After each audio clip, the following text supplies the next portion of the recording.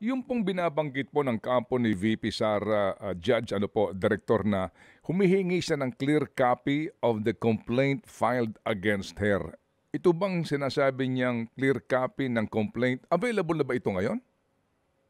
Yes sir, nakahanda na po ang sulat namin at ngayong alas 12 ay ipa-finalize namin at mapadala sa kanya explaining bakit kami nag-iimbestiga on the threat doon sa Zoom meeting nila. Mm.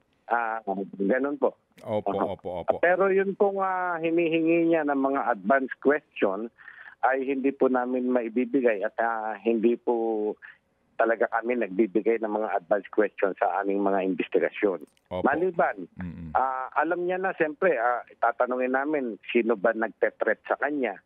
Meron ba siyang identified na tao na nagte-threat sa kanya? Meron ba tayong proof na nagte-threat niya sa kanya yun? Doon naman sa threat niya sa presidente, maaaring tanungin namin siya, bakit niyo po nasabi ito? Sino po ba yung kausap niyong tao na mag-assassinate sa